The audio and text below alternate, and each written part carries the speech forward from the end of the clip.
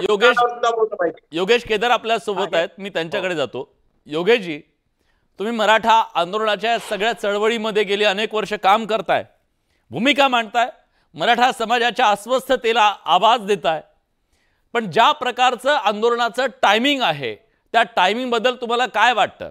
ऐन गणेशोत्सवामध्ये लाखोंच्या संख्येने मराठा समाज जर मुंबईमध्ये आला तर त्यातून ही कोंडी फुटेल की कोंडी वाढेल, की मुंबईच्या कोंडीतून मराठा आरक्षणाची कोंडी फुटेल असं वाटतं? हे बघा, अख्ख्या महाराष्ट्रानं आणि सरकारने आपले एक व्हिजन क्लिअर ठेवलं पाहिजे की हे आंदोलन गेल्या 2-3 वर्षापासून सुरू आहे. म्हणजे आम्ही वनवास यात्रा काढली होती तेव्हापासून, परत जरांगे पाटलांनी आले, त्यांचं तर आंदोलन 2 वर्षापासून सुरूच आहे, आंदोलन बंदच नाही. आज जर का आम्हा समाजाला वाटतंय की आम्ही जर मुंबईत जाऊन बसलो आणि दिल्लीत जसं शेतकऱ्यांनी आपली जागा खुट्टा काढून दिल्लीमध्ये शेतकऱ्यांनी बसला आणि नरेंद्र मोदी सरकारला सुद्धा 3 काळे कायदे, किसान शेतकऱ्यांचे विरोधी कायदे, त्याच्याविषयी पुनर्विचार करावा लागला, त्याच पद्धतीने आता आमचा समाजाचा असा निर्णय झालाय. म्हणजे सरकारला झुकवण्याची ही रणनीती आहे. 100% यावेळी आम्ही ह्या सरकारला 100% झुकवणार. आम्ही आरक्षण घेतल्याशिवाय परत येणारच नाही. आणि मग मी तुमची चर्चा ऐकत होतो, केणीकर साहेब म्हणाले की देवेंद्र फडणवीस साहेबांनी काय काय केले वगैरे. मी आज महाराष्ट्राला आणि तुमच्या माध्यमातून सगळ्या समाज बांधवांना एक सांगू इच्छितो की देवेंद्र फडणवीस साहेबांचं आणि शिंदे साहेबांचं त्या मराठा समाजावर एक फार मोठं उपकार आहेत किंवा योगदान आहे. त्याचं कारण आहे की इंदिरा साहनी जजमेंट नंतर अशी व्यवस्था लावलेली आहे की एखाद्या समाजाला ओबीसीत घ्यायचा असेल तर आयोग नेमून त्याचा इम्पेरिकल डाटा गोळा करायचा आणि तो मागासला असेल त्याला आतमध्ये घ्यायचे.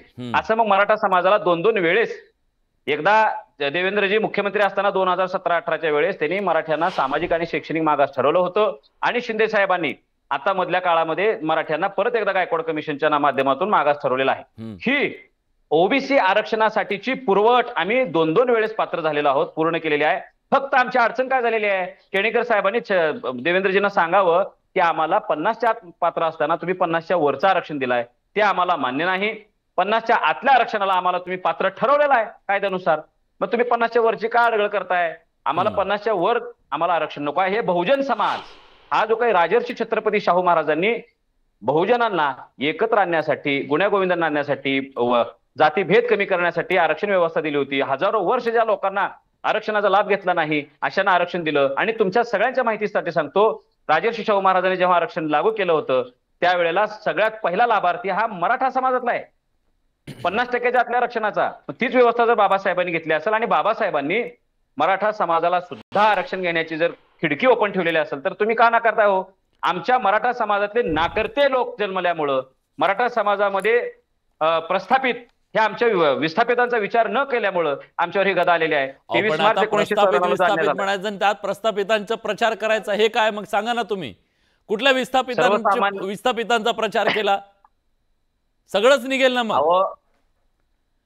जर राग इतका प्रस्थापितांच्या विरोधात आहे तर प्रचार प्रस्थापितांचा कशाला केला मग?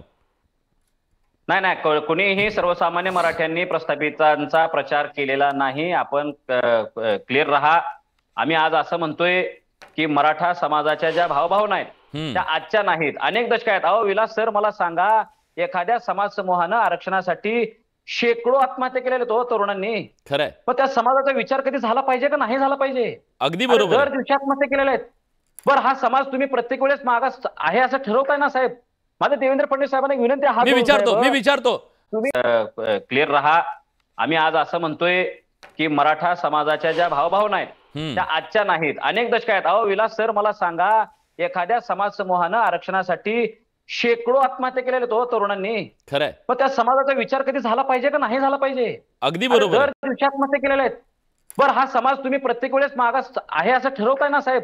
माझं देवेंद्र फडणवीस साहेबांना विनंती आहे, मी विचारतो संजय केणेकरजी, 2-2 वेळा हा समाज मागासवर्गीय आहे अशा प्रकारचे रिपोर्ट येऊन सुद्धा का ओबीसी मधलं आरक्षण दिलं जात नाही ही त्यांची मागणी आहे, भूमिका आहे.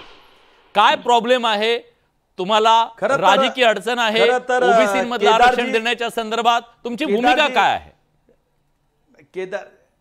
खरं तर केदारजी, ही तुम्ही उच्च शिक्षित आहात आणि जी मराठा समाजाबद्दल ही भाषा आपण करतात, परंतु एक निश्चितपणे सांगतो, आपण सातत्याने उच्च शिक्षित असताना असंवादिक गोष्टींबद्दल बोलून काही जमेल का? आपण खऱ्या अर्थाने आता तुम्ही तरी शरद पवारांना विचारा, उद्धव ठाकरे 50% आरक्षण मागतोय ते ह्या कलमानुसार असंवैधानिक आहे. तुम्ही आम्हाला असं एक जजमेंट सांगा की 50% आरक्षणाला हे सुप्रीम कोर्टात जजमेंट मान्य करत नाही. अहो जे असंवैधानिक आहे त्याबद्दल खऱ्या अर्थाने जितकं संवेदनशील हे राज्य आहे, हे मुख्यमंत्री ऐका ना, तुम्ही ऐका ना. तर या पद्धतीने ज्या पद्धतीने तुम्ही मागणी केली ती पूर्ण असंवैधानिक आहे आणि त्याच्यामुळं ज्या पद्धतीने त्या अभ्यासक कॉन्स्टिट्यूशनमध्ये प्रोव्हिजन सांगा की या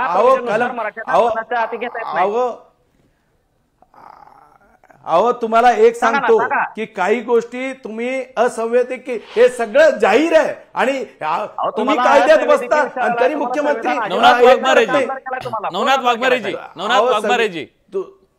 ओबीसी मधून आरक्षण देणं शक्य आहे का? देताच येणार नाही. का देता येणार नाही? ते म्हणतात का देता येणार नाही? चूक करू नये. आरक्षण ओबीसीतून देता येत नाही. राज्य सरकारने ती सुद्धा चूक करू नये. 4 आयोगाने नाकारलंय, सर्वोच्च न्यायालयाने नाकारलंय आणि जर राज्य सरकारने ओबीसीच्या पाठीत खंजीर स्वीकारलेला आहे. आयोगाने 4 आयोगाने नाकारलेलं आहे आणि न्यायालयाने सुद्धा नाकारलेलं आहे. मराठा समाज मागास तर जरांगे पाटील म्हणतात. अरे एक जण बोला ना, मी तुमच्या मध्ये बोलू नाही. बोलणं झाल्यावर तुम्ही बोला.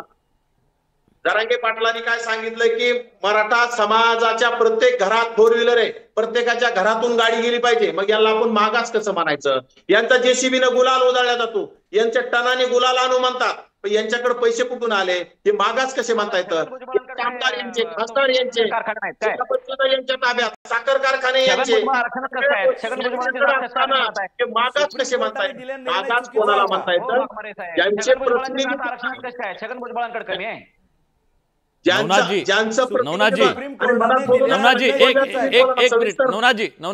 ठीक आहे, तुम्ही म्हणालात ते मागास नाहीयेत, मग त्यांना आरक्षण कसं मिळणार? मग तुम्ही सरकारला कधी सवाल विचारला का? जर ते मागास नाहीयेत तर मग आज राज्यामध्ये याच्या आधी पण दिलं ना आता पण आरक्षण दिलं. जर मागास नाहीयेत तर हे सांगून नाही ना होत, सिद्ध झालं ना की ते मागास आहेत म्हणून. हे चुकीच्या मार्गाने आयोगाला दबाव टाकून, राज्य सरकारनं एकनाथ शिंदेनं दबाव टाकून त्या प्रेशरच्या खाली मागासवर्ग आयोगाने हे काम केलेलं आहे. बाकी काही नाही. हे सगळं मागास बसत नसताना देवेंद्र फडणवीस साहेबांनी सुद्धा 2017 मध्ये 18 मध्ये मराठ्यांना सामाजिक आणि शैक्षणिक मागास ठरवलेलंच आहे.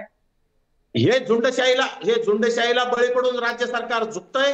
राज्य सरकारला दबाव टाकण्यासाठी आणि त्यामुळे झुंडशाहीच्या जोरावर मुंबईला जायचं, राज्य सरकारला वेटीस धरायचं, राज्य सरकारवर दबाव टाकायचा आणि जे आरक्षण देताच येत नाही, जे संविधानात बसत नाही आणि संविधानानं व्यवस्था दिलेली आहे आम्हाला आरक्षण मागण्याची, आम्ही शांततेच्या मार्गाने चालू. ही झुंडशाही कशी म्हणायची? ठीक आहे केनेकरजी, झुंडशाही तुमची आहे. केनेकरजी आरक्षणासाठी आंदोलन केलं तर सरकार झुकणार का? सरकार दबावापुढे झुकणार का? बीड तुम्ही जाळलं, आमच्या गोरगरीब छोट्या छोट्या जातीतील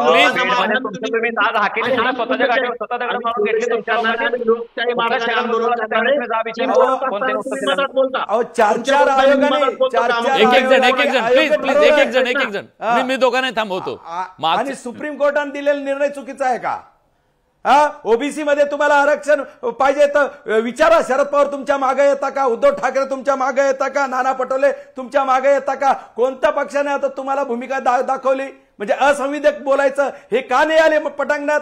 का नाही येत रंगणात तुमच्या बरोबर? योगेशजी ठीक आहे.